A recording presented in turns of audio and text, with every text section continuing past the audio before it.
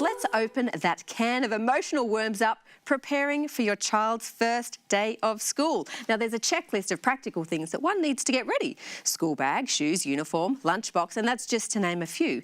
But how do you check off the biggest item on the list? Are you and your child mentally ready to start that first day of school?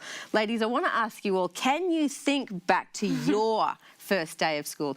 Mary Ellen, you were there the most recently, so I'm coming to you first. A bit easier for me, I think. But do you remember it? I remember it vividly, actually. I think I was about 4 and a half, and I didn't really know what was going on. Mum just kind of dropped me off, and then suddenly she wasn't there, and I started screaming, and I was like, Did you feel abandoned? I did, yeah. I felt this deep sense of abandonment, but after about an hour, I completely forgot that Mum even existed, so I was fine. But you still remember it, like it's a significant day for kids, isn't it? It is, yeah, and... Yeah, looking back, I remember pretty much the whole of prep. Kids would struggle for months, for, you know, even the whole year, because it was just such a transition.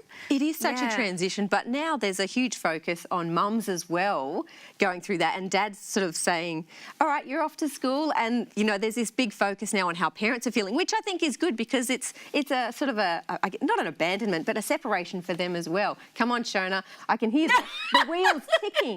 I can't remember back that far, you know, horse and buggy, ice on the roads, you know, walking to school in bare feet. Can't remember it. No, honestly, I can't remember my first day at school, but I remember dropping the boys off to school and having all the parents crying and carrying on, and I was like, hallelujah, they're off to school, I've got my life back. I could go back to work. So did you not feel sort of any sadness at all? No. I treasured school because it gave me time out from the kids, but also they needed it. Yeah. They needed their independence. I'm more interested in how you're going to cope because your last one's going off to school. I know. I am starting to feel it as we get closer. Like when my first daughter went, I actually just felt excitement because I still had two at home and a lot of work at home, and I just felt pure excitement for her and my second daughter. But the third one and my final one, I'm feeling that emotion, like I won't have any kids at home again. So we're not going for another baby?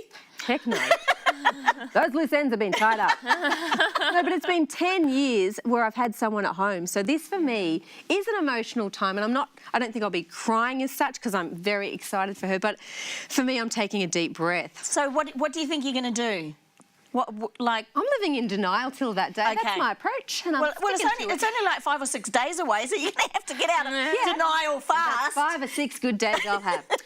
My practical tip on starting school is to teach your kid how to open that school bag. That was my first day of school. I could not open my school bag. Really? That teacher was like, oh, get your books out.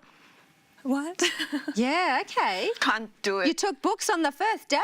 It's Singapore. Oh, okay. It's academic excellence. Yeah, I don't know. Look, I'm sure there's heaps of mums out there who sort of... I know they have mothers often go out and have like a morning tea afterwards just to sort of get together and say, OK, we've said goodbye to them, which I think is a nice idea. You wouldn't have gone on one of those? No. No, right? No. OK. Well, let us know what you are going to do when you drop your child off to school. ABC's Reading Eggs has a great list of things to consider when preparing for that first day. And for those starting school this week, I really hope it goes smoothly for you and for me.